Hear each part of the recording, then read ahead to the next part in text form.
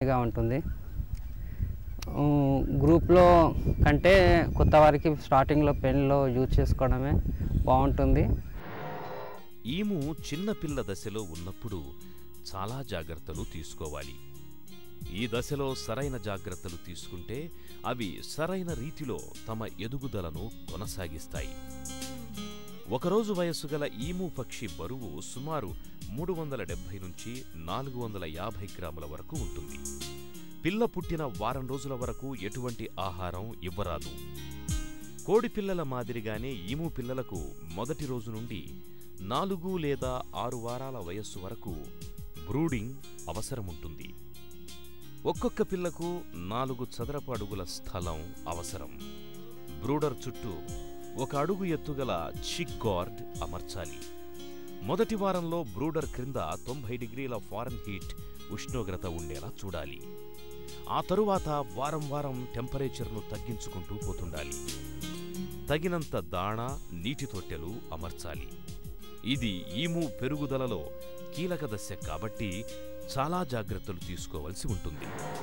Eggs 49 days ఉంటుంది హ్యాచర్లో. 49 days హ్యాచర్లో ఉంటుంది. 3 days ఇంక్యుబేటర్లో ఉన్న తర్వాత పిల్ల బయటకు వస్తుందండి. పిల్ల వచ్చిన తర్వాత నెక్స్ట్ డే ఇక్కడ ఇవి బ్రూడింగ్ రూమ్స్. ఇవన్నీ బ్రూడింగ్ రూమ్స్లలో ఇప్పుడు ఇవి మనం పర్టికులర్ టెంపరేచర్లో కూడా ఒక 5 డేస్ బ్రూడింగ్ చేస్తాం. డే అండ్ నైట్ సర్టెన్ టెంపరేచర్లో బ్రూడింగ్ చేసేసిన తర్వాత, ఎందుకంటే మనకు పిల్లలు వచ్చేంత చలికాలం కాబట్టి అవి రెసిస్టెన్స్ తట్టుకోలేవు కాబట్టి బ్రూడింగ్ చేయాలన్నమాట. హీటర్స్ పెట్టుకొని కానీ లేకుంటే బల్బ్స్ ఉంటాయి, బల్బ్స్ పెట్టుకొని కానీ మనం టెంపరేచర్ని మెయింటైన్ చేసుకోవచ్చు. ఆ టెంపరేచర్ పెట్టిన 5 డేస్ పెట్టిన తర్వాత మనకు నైట్ టైంలో రూమ్ ఉంటుంది, డే టైంలో వీటిలలో వాక్వే. మేజర్ పిల్లలకు ఇము ఫార్మర్స్కి మెయిన్ రోల్ ఇదేనండి. హ్యాచర్ ఎంత ఇంపార్టెంటో ఈ బ్రూడింగ్ రూమ్స్, ఈ చిన్న పిల్లలను కాపాడుకోవడం కూడా మెయిన్ ఇంపార్టెంట్ అనమాట. ఈ సర్ఫేస్ కూడా కొంచెం నీట్గా ఉంచుకున్నట్టయితే మనకు లెగ్ బెండ్స్ రావు. మెయిన్ మన ఒక పిల్లను లెగ్ బెండ్స్ రాకుండా చూసుకున్నట్టే మనం సేవ్ చేసుకున్నట్టే. ఇది కనుక అప్స్ అండ్ డౌన్స్ ఉన్నాయనుకోండి, అప్స్ అండ్ డౌన్స్ ఉంటే లెగ్ బెండ్స్ అంటే సర్ఫేస్ కరెక్ట్ కనుక లేకపోతే అప్స్ అండ్ డౌన్స్ అయినప్పుడు ఆ లెగ్ లోపల చిన్న లేత కాళ్ళు ఉంటాయి కాబట్టి ఆ లేత కాళ్ళలో మనకు గ్యాప్లు వచ్చేసి లెగ్ బెండ్స్ రావడానికి ఛాన్సెస్ ఉంటాయి. చిన్నపిల్లల దశలో కాళ్ళు ఈడ్చడం ఎక్కువ కాబట్టి స్థలం పొడిగా ఉండేటట్లు బ్రూడర్ కింద గోనె సంచులు పరచి పిల్లలను నేల మీద సరిగ్గా కాలు మోపేటట్లు చెయ్యాలి. లేదా మొదటి 2 రోజులు పిల్లలను ఇంక్యుబేటర్లో ఉంచడం మంచిది. మరో ముఖ్య విషయం ఏమిటంటే బ్రూడర్ కింద ఒకే వయస్సు, సైజు కలిగిన పిల్లల్ని ఒక దగ్గర ఉంచడం మంచిది. లేకపోతే పెద్ద పిల్లలు చిన్నవాటిని ఫీడర్స్ వద్దకు చేరనీయకుండా చికాకు పరిచే అవకాశం ఉంది. వారం రోజుల వయసొచ్చిన పిల్లలకు పరిశుభ్రమైన నీరు, నాణ్యత గల దాణాతో పాటు తాజా క్యారెట్స్ను ముక్కలుగా కత్తిరించి వేయాలి. ఎలుకలు, పందికొక్కుల బెడద లేకుండా చూసుకోవాలి. మొదటి వారంలో పరిశుభ్రమైన నీళ్లు, రోగనిరోధక మందులను త్రాగించాలి. పిల్లలకు నీళ్లలో విటమిన్స్, అమైనో యాసిడ్స్, ఎలక్ట్రోలైట్స్ కలిపినట్లయితే అవి ఆరోగ్యంగా ఉంటాయి.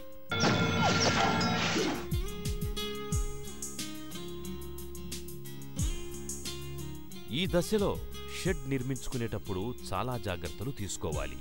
ఫెన్సింగ్ సుమారు 7 అడుగుల ఎత్తులో ఉండాలి. ఫ్లోరింగ్ మట్టితో గాని లేక కంకర పొడితో గాని తయారు చేసుకోవాలి. వర్షపు నీరు నిలవకుండా సులువుగా బయటకు వెళ్లడానికి ఏర్పాటు చేసుకోవాలి. ఎదిగే ఈము పిల్లలకు 100 చదరపు అడుగుల స్థలం ఉండేటట్లు చూడాలి. ఇది 40 పక్షులకు సరిపోతుంది. వీటిని మామూలుగా నేల మీద వదిలేయొచ్చు.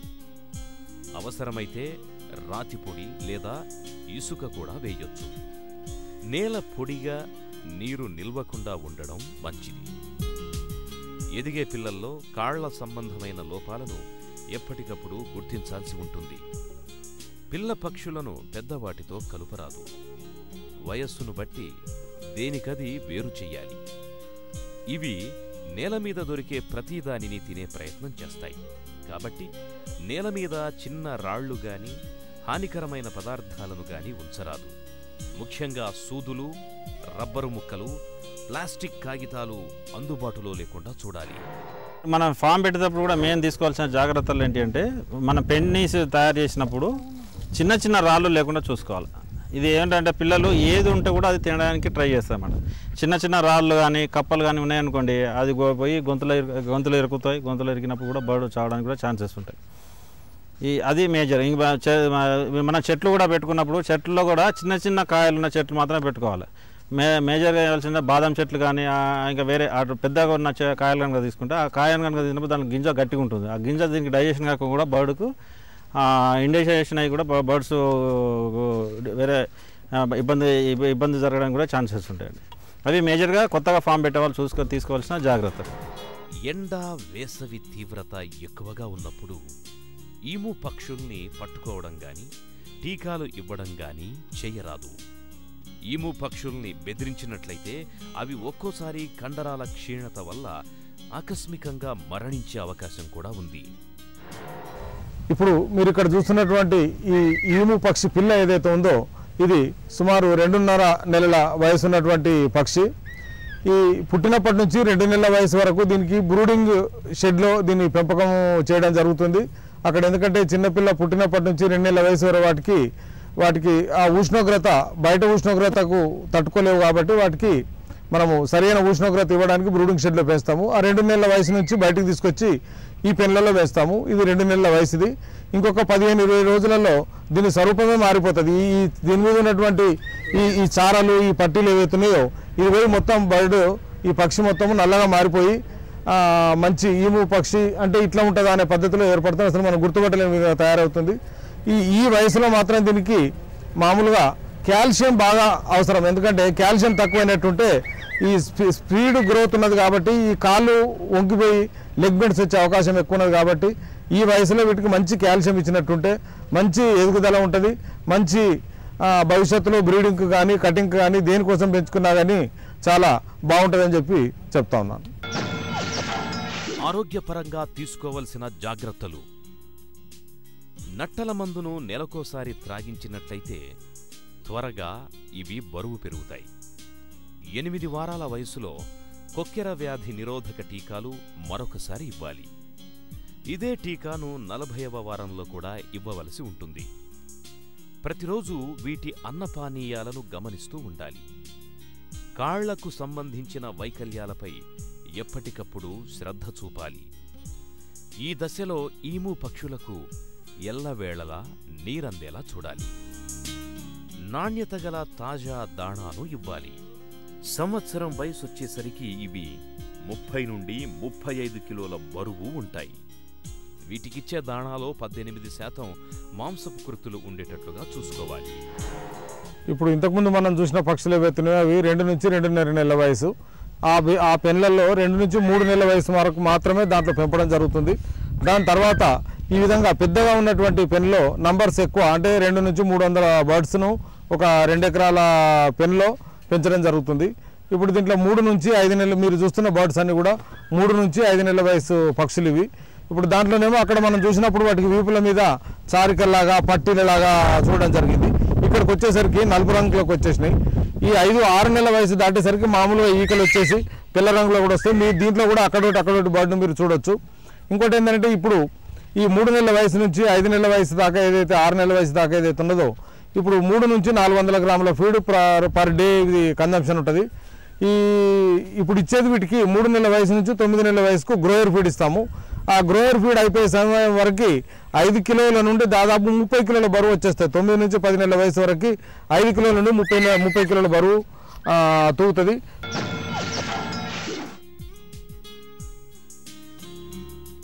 18 నుంచి 24 నెలల వయసున్న ఈము పక్షులు లైంగికంగా ఎదిగి గుడ్లు పెడతాయి. ప్రత్యుత్పత్తి ప్రారంభమయ్యే సమయంలో ప్రతి ఆడపక్షి మగపక్షిని ఎన్నుకుంటుంది. ఆడపక్షికి మగపక్షి నచ్చకపోతే వాటి మధ్య తీవ్రమైన పోరు కూడా జరగొచ్చు. సర్దుకుపోగల జంటని జత కట్టించి చూడడం మంచిది. ఒక్కోసారి 2 ఆడపక్షులు ఒక మగపక్షితో సర్దుకుపోగలవు. బాగా సర్దుకుపోయిన జంటకు ఒకే దగ్గర ఫీడ్ ఏర్పాటు చేసి దాణా తీసుకునేలా ఏర్పాటు చేయాలి. ప్రత్యుత్పత్తి సమయంలో ఒక్కో జంటకు 2500 చదరపు అడుగుల స్థలం అవసరం ఉంటుంది. ఇవి సాధారణంగా చీకటి వేళల్లో కలుస్తాయి. వెలుతురున్న మనుషుల అలికిడి ఉన్నా ఇవి జతకట్టవు. బ్రీడింగ్ దశకు 3 నుండి 4 వారాల ముందు నుండి బ్రీడింగ్ దాణా వాడాలి. బ్రీడింగ్ దాణాలో విటమిన్స్, మినరల్స్ సమపాళ్లలో ఉండేటట్లు చేసుకుంటే గుడ్లలో ఫలవంతత, పొదుగు సామర్థ్యం ఆశించిన విధంగా ఉంటాయి. బ్రీడింగ్ సీజన్ తర్వాత ఆడ, మగ ఈము పక్షులను వేరు చేసి మెయింటెనెన్స్ రేషన్ ఇవ్వాలి. బ్రీడింగ్ దశలో ఉన్న ఈము కోళ్లకు దాణాలో 2.7% కాల్షియం ఉండేటట్లు చూసుకుంటే గట్టి పెంకుగల నాణ్యమైన గుడ్లను పొందొచ్చు. బ్రీడింగ్ సమయంలో ఈము కోళ్లు చాలా వరకు ఆహారం తినడం తగ్గిస్తాయి. ఈము పక్షి అక్టోబర్ నుంచి ఫిబ్రవరి వరకు కేవలం 5 నెలలు మాత్రమే గుడ్లు పెడుతుంది. ఇది 3 లేదా 5 రోజులకు ఒక గుడ్డు పెడుతుంది. ఇవి సాధారణంగా సాయంత్రం 5 నుంచి 7 గంటల సమయంలో గుడ్లు పెడతాయి. ఈ గుడ్లు ముదురు ఆకుపచ్చ రంగులో ఉంటాయి. గుడ్లు పెట్టే ప్రదేశాన్ని గమనించి రోజుకు 2 లేదా 3 పర్యాయాలు గుడ్లను ఏరాలి. గుడ్డును సేకరించడం ఆలస్యం చేస్తే కొన్ని పక్షులు గుడ్డును ముక్కుతో పొడిచే ఆస్కారం ఉంది. అలా జరిగితే గుడ్డు పొదగడానికి పనికిరాదు. పక్షి చూడనప్పుడు మాత్రమే గుడ్డును సేకరించాలి. గుడ్డు పెంకు చాలా గట్టిగా, గరుకుగా ఉంటుంది. గుడ్డు బరువు సుమారు 400 నుంచి 700 గ్రాములుంటుంది. గుడ్డును సేకరించినప్పుడు, హ్యాచింగుకు పంపినప్పుడు దానిపై తేదీలు వేయాలి. బరువు కూడా నోట్ చెయ్యాలి. సేకరించిన గుడ్లను చల్లని గదిలో 60 డిగ్రీల ఫారెన్హీట్ వద్ద నిల్వ ఉంచాలి. సేకరించిన గుడ్లను 10 రోజుల కంటే ఎక్కువగా నిల్వ ఉంచకూడదు. ఎక్కువ కాలం నిల్వ ఉంచిన గుడ్లలో పొదగబడే శాతం తగ్గిపోతుంది. దీంట్లో కనబడుతున్న బర్డ్స్ ఏవైతున్నాయో ఈ బర్డ్స్కి మంచి వాతావరణం, అంటే చల్లటి గాలి, చల్లటి వాతావరణంలో గుడ్లు ఎక్కువ ఇచ్చేటటువంటి అవకాశాలు ఉన్నాయి. ఎందుకంటే మేము ప్రాక్టికల్గా కూడా చూసినట్టుంటే ఇప్పుడు ఆస్ట్రేలియాలో మంచి చల్లటి గాలులు, చల్లటి ప్రదేశము, అక్కడ ఉన్నటువంటి ఎగ్ ప్రొడక్షన్కి ఇండియాలో ఉన్న ఎగ్ ప్రొడక్షన్కి తేడా ఉన్నది. కాబట్టి ఇక్కడ కూడా మన దగ్గర ఎంత చల్లటి ప్రదేశం అయితే, ఎంత అట్మాస్ఫియర్ బాగుంటే అంత మంచి గుడ్లు ఇస్తాయి. అదేవిధంగా ఇప్పుడు మనం డైరీ ఫామ్లలో చూస్తూ ఉన్నాం, పోల్ట్రీ ఫామ్లలో చూస్తూ ఉన్నాం. మంచి సంగీతం వచ్చినప్పుడు ఇప్పుడు శాస్త్రజ్ఞులు చెప్తా ఉన్నారు ఏంటంటే మనకు ఒక రకమైనటువంటి మూడ్లోకి వచ్చి కోళ్ళు గుడ్డు ఎక్కువ పెడుతున్నాయి అంటున్నారు, పశువులు పాలెక్కిస్తున్నాయి అంటున్నారు. అదేవిధంగా వాటికి కూడా మనుషులను మనల్ని గుర్తుపట్టి గ్రహించే శక్తి ఉన్నది. కాబట్టి వాటికి కూడా మంచి సంగీతం కానీ, మంచి వెలుతురు, మంచి గాలి, మంచి నీళ్లు ఇవన్నీ ఇచ్చినప్పుడు మనకు లాభదాయకంగా ఉండి పెంపకంలో కానివ్వండి, పెరుగుదలలో కానివ్వండి, గుడ్లు పెట్టడంలో కానివ్వండి, మాంసం పెరగడంలో కానివ్వండి చాలా మంచి రిజల్ట్స్ ఉంటాయని చెప్పి మా అనుభవం.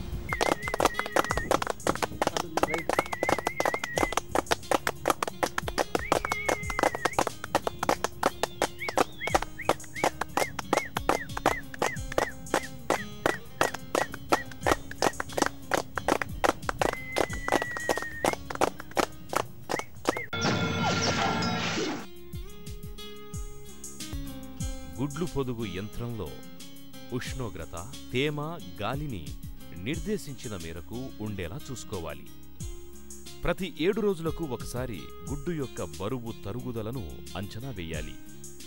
గుడ్లు ఎక్కువ బరువు కోల్పోతుంటే అలాంటి వాటి పెంకు భాగాన్ని ప్లాస్టర్తో మూతవేయాలి.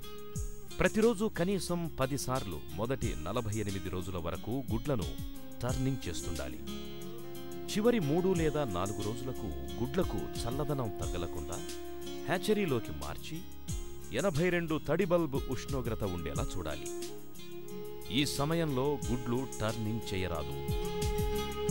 ఇంక్యుబేటర్ను తరచూ తెరవకూడదు. గుడ్లు పొదగడానికి మొత్తం 52 రోజులు పడుతుంది. సాధారణంగా 80% గుడ్లు పొదిగి పిల్లలవుతాయి. మేలైన దాణ, సక్రమమైన పొదుగు ప్రక్రియను చేపట్టడం వల్ల ఆరోగ్యవంతమైన పిల్లల్ని పొందే అవకాశం ఉంటుంది.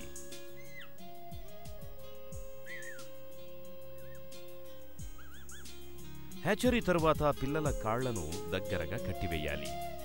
దీనిని టేపింగ్ అంటారు. దీనివల్ల లెగ్ బెండింగ్ తగ్గుతుంది.